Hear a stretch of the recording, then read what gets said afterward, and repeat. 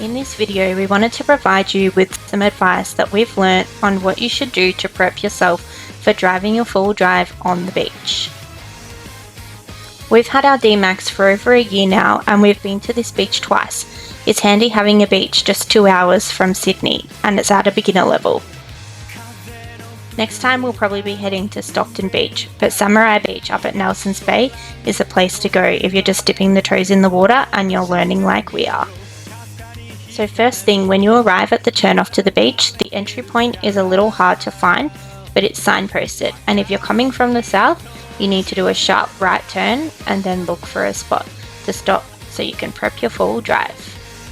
As you can see here, you could almost go in the wrong spot, but it's just up the hill. The number one thing that we recommend is tyre pressures. If you do nothing else with your full drive, except for this, you're going to be well placed for a smooth drive on the sand. We have a dual tyre deflator which helps to deflate and inflate 2 tyres at the same time, so it means that you can be ready to go quicker. The recommended tyre pressure for beach driving is between 15 to 20 psi, which is 100 to 140 kPa, so we set ours for about 17 to 18 psi.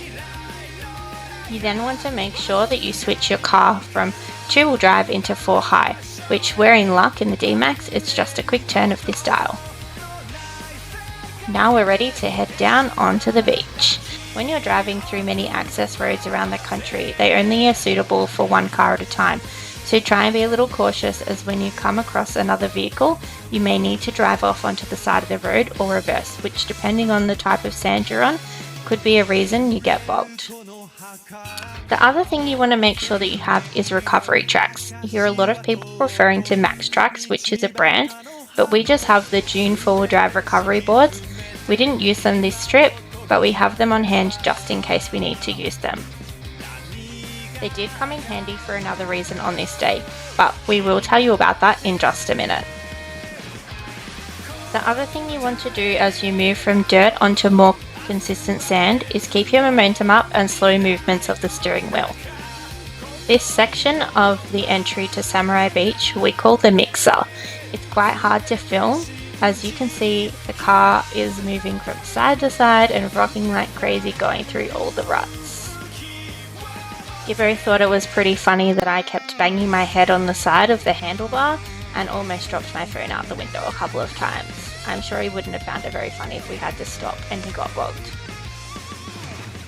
We did have to stop though, because the one thing that he forgot to do was turn off traction control. So you definitely want to make sure that you do that before you get into the sandy bits. Turning off traction control on the beach is beneficial because it allows your wheels to spin more freely. It prevents the system from intervening and potentially reducing power to the wheels. This is really helpful on the sand because it helps to maintain momentum and prevents your vehicle from getting bogged. One big tip we learned from other YouTubers was to make sure that you drive on the harder part of the sand.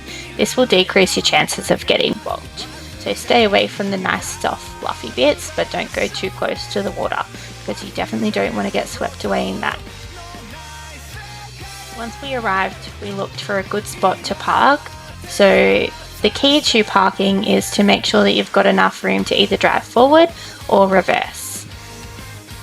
It was quite challenging setting up today because it was really windy and you can see the sand blowing there underneath the car, so we couldn't really open our eyes or our mouths without getting sand in them. And our rug happened to get smothered in sand, as you could see, so it wasn't really enjoyable to sit down. We've seen a couple of other people do this to the side of their car. They used their Maxtrax to kind of build a barrier and then place the wet sand against it so it held it, which was really awesome because it stopped the sand from blowing underneath the car, and then that meant that we could actually enjoy our time a little bit more without sand going in our face. So how cool is this trick? I think everyone needs to know about it and bring some extra things to cover up that side. And ta-da! And now we have a nice setup without sand. This is just Gibbo doing some tough laps because, you know, this is what you do when you drive on the beach.